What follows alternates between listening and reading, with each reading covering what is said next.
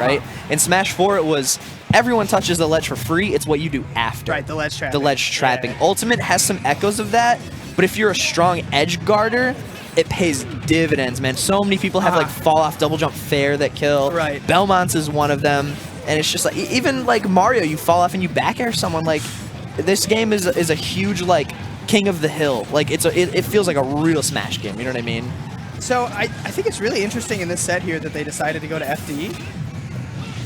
I would be very interested to know who won the striking. So that we would know whose final pick this was, because I can see reasons why both people would justify this pick. I would say Frosty wants, I don't want Dan to have any extra approach options in the form of platforms. I want him to have to run through everything. And then Dan's probably saying, every time I grab this kid, I want to be able to up air him 30 more times. Right, it's what I'm just saying? the juggling power that So Mario it's kind has. of like the Simon gets the powered up neutral, but the Mario gets the powered up advantage, which is going to be really big. And that's what you're seeing. And see, now this is what I'm talking about. This, he not only did he get the combo, but then he's got to do this. Frosty does end up landing though, but Belmont only has 2 options every time he jumps. It's either down air or air dodge. Yep. Or sometimes you do that. Sometimes you do the up B, and if you hit it, you get out of the situation. But if you don't, you're dead, just like we saw there. All right, interesting option. Ended up killing.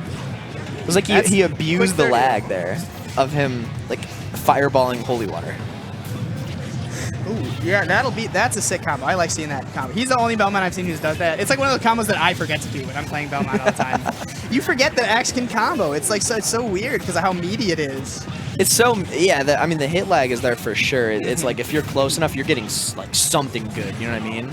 It's also one of those things where it's like you just kind of throw it out for position, and a lot of times you make them react to it. So sometimes you're not always thinking like, this axe is about to hit, I need to get ready. You know what I mean? It can take you by surprise a lot of the time. Ooh, that was a good forward air. I like that. Careful. Man, Frosty's electing to just go for a lot of aggressive whips near the edge instead of trying to set up hardcore ledge traps. It's an interesting thought. Like he's like trying to shark Dan on the way in with forward airs and stuff instead of being like, let me throw my fire. Sure. So see if he gets it. Do you see what I'm saying like that? He could have set stuff up or thrown more stuff, and now he's going to do it. I feel like that might have been hard considering Dan's just been fireballing every time. I feel, which does kind of shut out some of that stuff. And Dan has been going high a lot too, which is what you're trying to hit with those. Right. It kind of shuts out the holy water completely, that fireball, because it stuffs it. You can't pop it off. Yeah. And once you stuff the holy water and it goes back, then it hits Frosty too, which is means he has to respect that area. Ooh, that's good down tilt. Careful, Dan. Stop double jumping. That down air is actually a really potent tool, especially here on FD. It feels like a pseudo waveland. Like it's clearly not as good, right? But using it to like just get down quickly, there's barely any lag on it. Spacing it out, it's that good hitbox. That was like a dead even game until Dan was even a little bit ahead in the second stock, and then Frosty took the first stock and just ran with it. He just absolutely ran with it. I'm pretty sure Dan didn't touch him once in his last stock. I think when Frosty took the second stock, he was at 130, and then he just straight... Dan held forward, Frosty held back. Frosty ended up on top. Is this best of 5? Do you know? Are we in semis right now? Semis, yes. No, we do top 4 best of 5. Top 4, that's hype. Yeah. That's hype. This is an intense best of 3. So Frosty, I did it last game. I didn't get enough time to point out an interaction in the matchup though.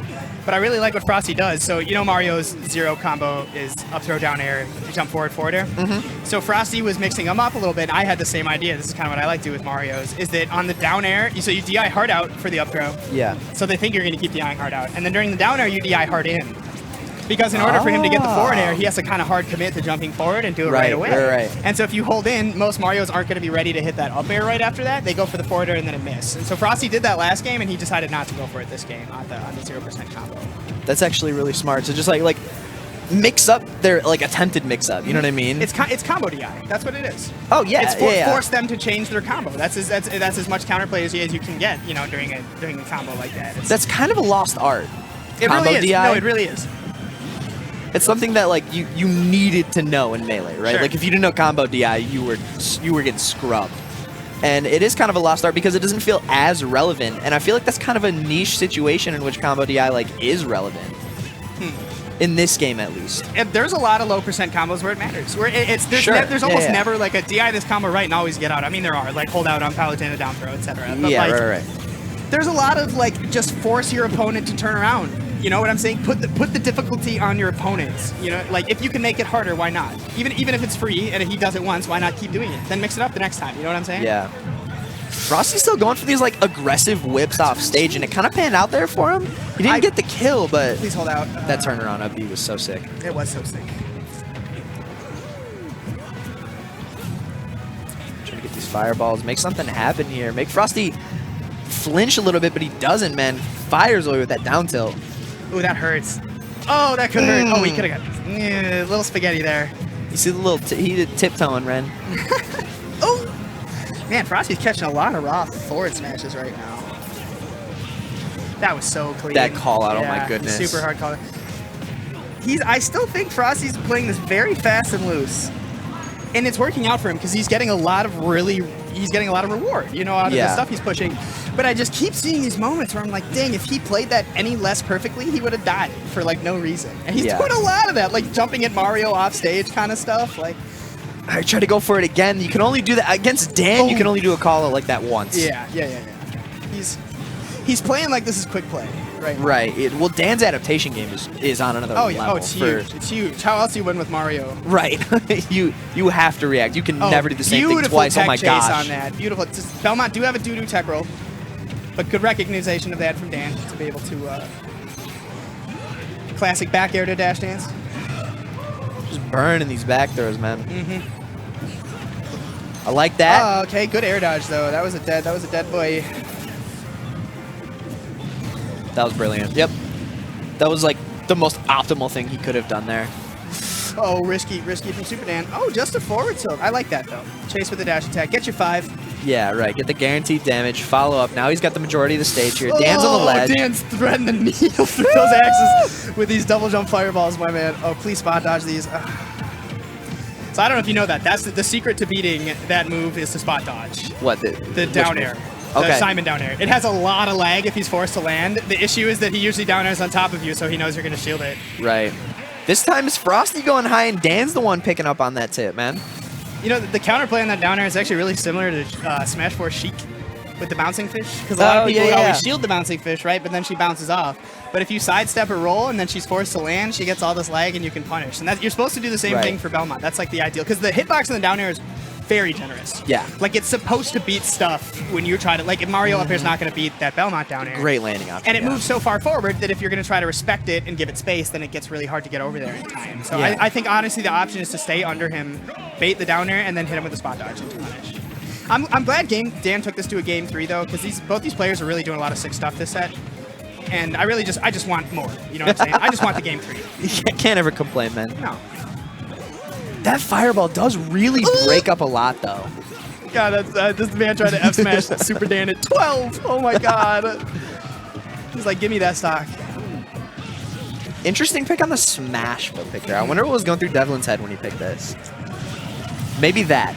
Hold out. Maybe that. Oh my God, my brain hurts. Would he have lived if he held that out? Because that was tall. But he wasn't that high up there. I don't know.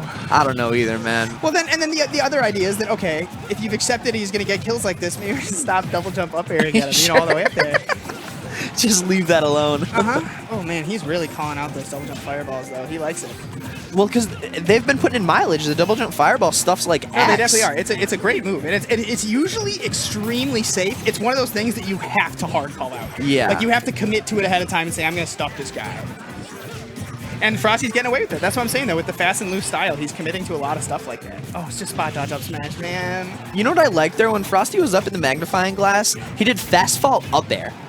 And it, like, basically pushed him down really quick. And that up air doesn't have a whole bunch of ending lag.